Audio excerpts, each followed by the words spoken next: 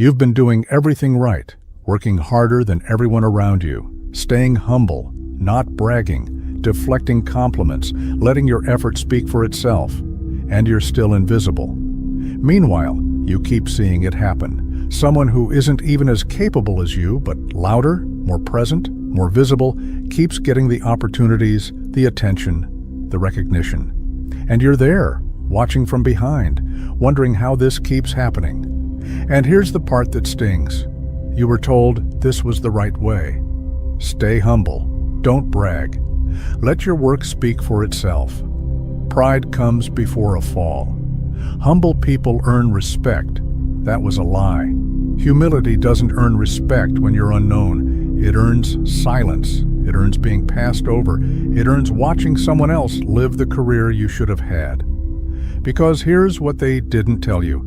Humility only works for people who are already seen. Kings can be humble. CEOs can be humble. People with platforms, with reputations, with power, they can afford to be humble because the world already knows who they are. But you're not the king yet. And if you keep acting like one, you'll stay invisible forever.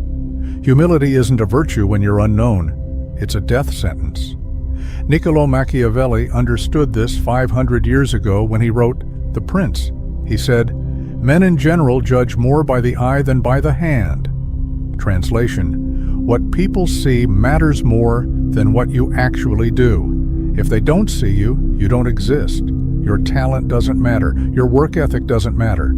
Your results don't matter if no one knows about them. Your humility isn't being respected, it's being ignored. And every single day you stay humble, you become more replaceable, more forgettable, more invisible. Think about this instead. How many times have you downplayed a real win, something that took time, sacrifice, and skill, just to avoid sounding proud? How often have you let someone else take the spotlight because you thought it was more noble to stay quiet? How often have you made yourself smaller just to make others comfortable? Every single time you did that, you told the world, "Don't invest in me. I don't believe I'm valuable." And they believed you. The world is divided into two groups, those who wait to be discovered and those who manufacture their own recognition. One group stays invisible, working hard in silence, hoping someone will notice. The other group runs everything. They control the narrative. They claim the credit. They shape perception. And they do it without apology. In this video, I'm going to show you exactly why humility is keeping you invisible and what the people who actually win are doing instead. The real game. The one nobody talks about. The unfair advantage that separates those who rise from those who stay stuck. But be warned, once you see how this game actually works, you won't be able to play humble anymore. Think back to the last time someone complimented you. They said, "Great work on that project," or "You really nailed that presentation." What did you do? You brushed it off. You said, "It was nothing," or "I just got lucky," or "It was really a team effort." You thought you were being polite, gracious, humble. But here's what they actually heard. "I don't believe I deserve this. I'm uncomfortable being valued. Please don't invest in me." You just told them you're a bad bet, and they believed you. When you deflect credit, you're not being noble. You're training people how to treat you, not consciously, but behaviorally. You're signaling, "I will not defend my value." And once that signal is sent, people stop checking. They stop asking. They stop wondering what you're capable of, because you already told them you're not. Humility was built for a different world, a tribal world. Small groups where everyone knew each other, where being humble prevented envy, avoided conflict, and kept the peace. In that world, humility worked. But you don't live in a village anymore. You live in a city, a competitive economy, a world where thousands of people are fighting for the same finite opportunities, the same jobs, the same clients, the same promotions. You're playing by village rules in a city game, and the city doesn't care about your modesty. It cares about your utility, about what you can signal, what you can claim, and what you can make people believe about your value. Nietzsche saw this clearly over a century ago. He said humility wasn't a virtue, It was a weapon, built by the weak to neutralize the strong. And it's still working. Humility trains capable people, people like you, to feel guilt for being visible. It makes you apologize for your ambition. It reframes wanting more as a moral flaw. And while you're staying quiet to be good, someone else is taking what should have been yours. Humility doesn't protect you from arrogance. It protects others from having to compete with you. And here's what happens next. Here's the loop that traps you. You achieve something, a real win, something that took skill, effort, intelligence, but you downplay it. You deflect. You stay humble. So people don't notice. They don't remember it. It doesn't stick in their minds because you didn't make it stick. Which means when the next opportunity comes, the promotion, the project, the partnership, you're not on their list. Because they don't remember what you did. They remember the person who talked about it, the person who made noise, the person who made sure they were seen. So you don't get the next opportunity, which means you have less to show, fewer wins, fewer visible results. And now you feel like you haven't earned the right to speak up. You tell yourself, I need to do more first. I need to prove myself more. Then I'll be ready to be visible. So you stay even more humble, and the cycle repeats. You achieve, you hide, you're forgotten, you lose, you shrink, again, and again, and again. Eventually, you're not just humble, you're erased. The talented person who stays quiet long enough stops being talented in the eyes of the world. They stop being a contender, they stop being considered. They become background, furniture, someone who's just there. You've seen this person. Maybe you are this person, the one who does the real work but never speaks up, the one everyone relies on but no one remembers, the one who gets thanked in private but ignored when decisions are made. They're praised verbally, appreciated emotionally, but passed over materially.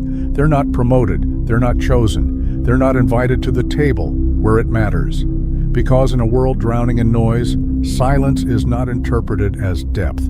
It's interpreted as absence. Your work isn't speaking for itself.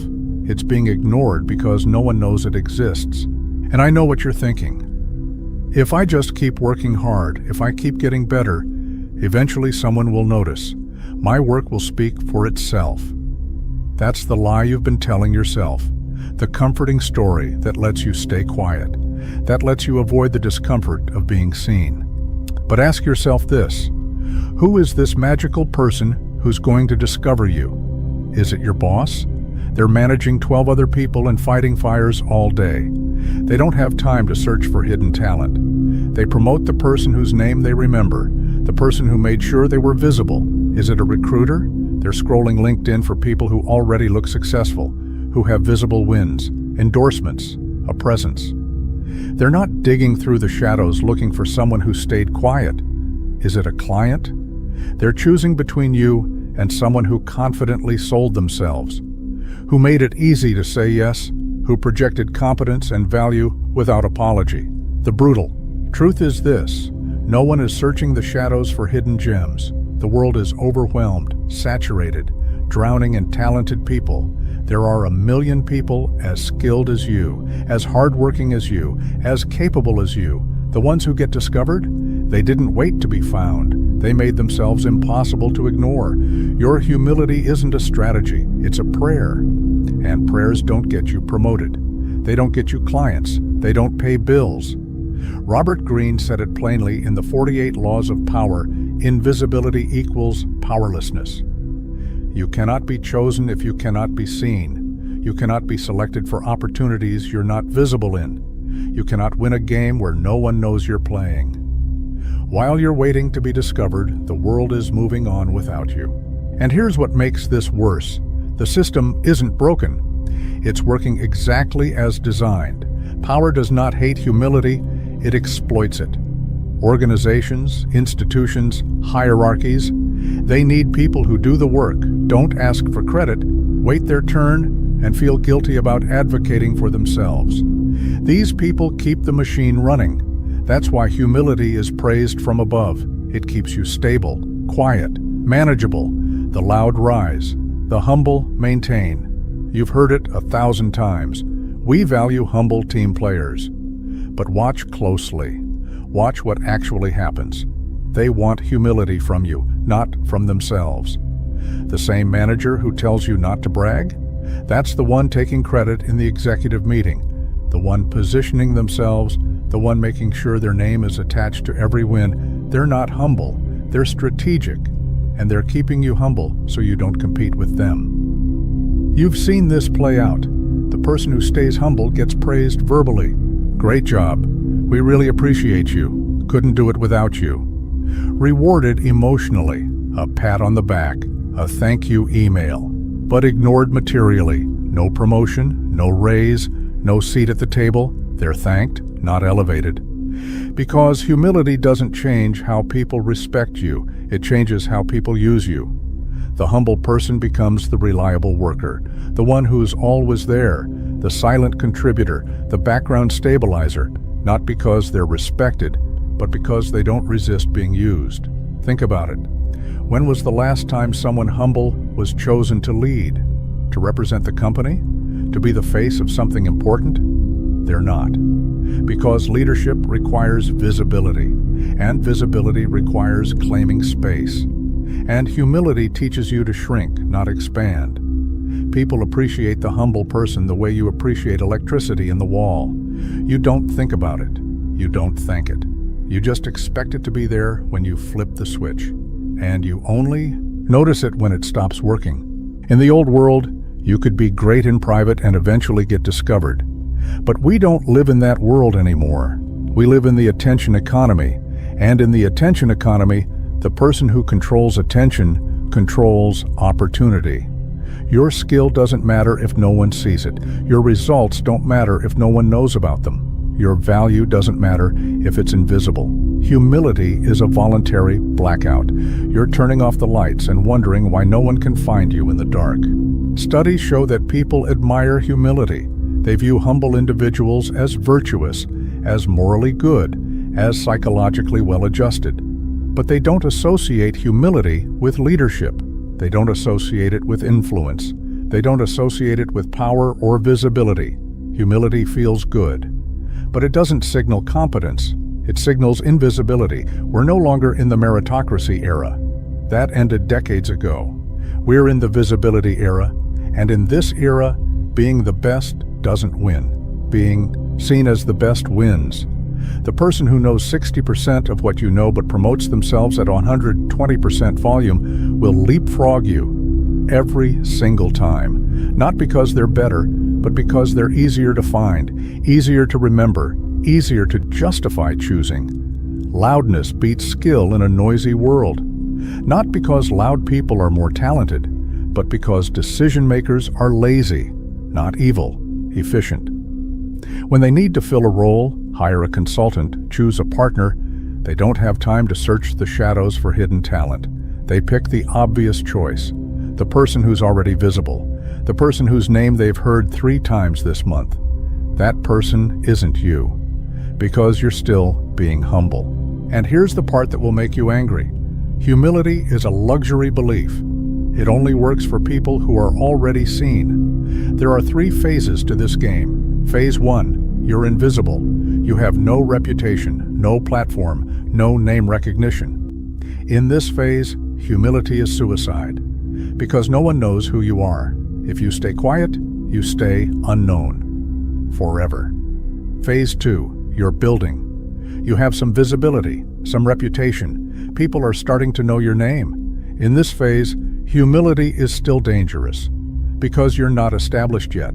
You can still be forgotten. You can still be replaced. Strategic visibility here is growth. Phase 3, you're overexposed. Everyone knows you. Your name carries weight.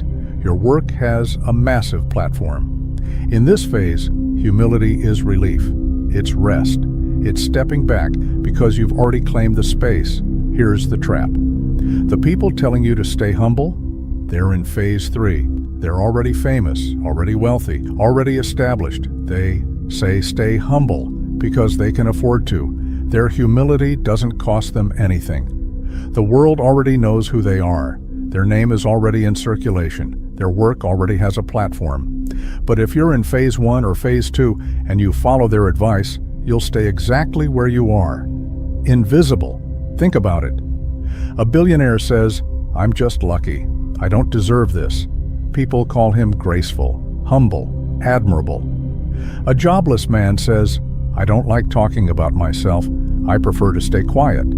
People call him irrelevant, unambitious, forgettable. Same behavior, two completely different interpretations, because humility only works when the world already knows who you are. When you're nobody, humility isn't modesty, it's erasure. Kings can be humble, peasants cannot.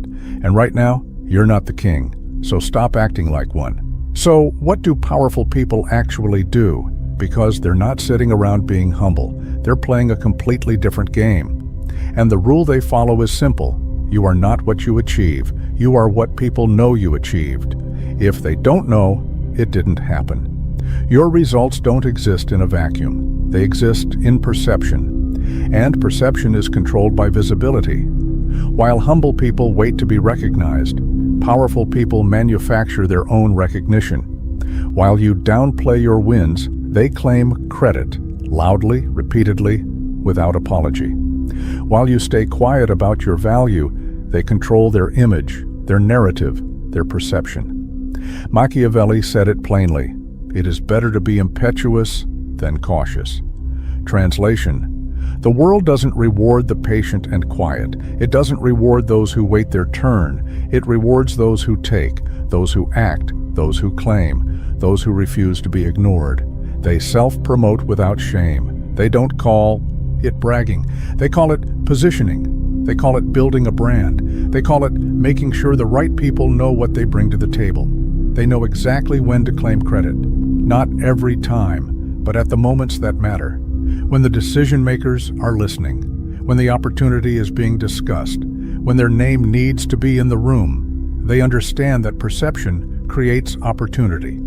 That being seen as competent is more valuable than being competent in private. That controlling the narrative is half the battle.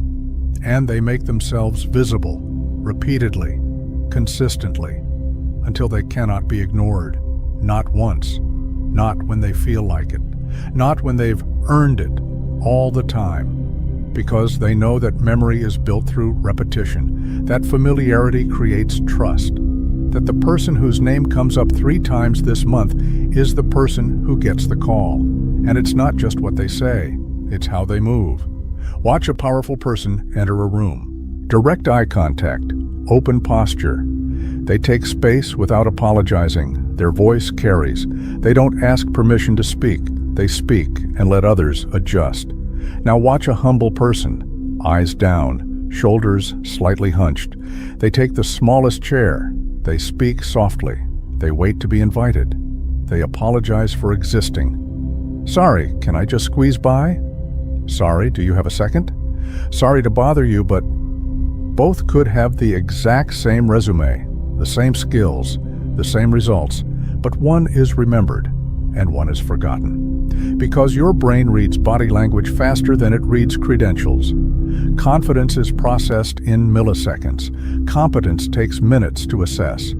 And in a world where attention is the bottleneck, those milliseconds are everything. The humble person signals, "I'm not a threat. You can ignore me." The confident person signals, "I'm here. Pay attention." Guess which one gets the call back? Power is never humble about its existence. Even when it's quiet, even when it's subtle, it's never apologetic. It announces itself. It enters the room with certainty, not silence. The most successful people aren't waiting to be called on.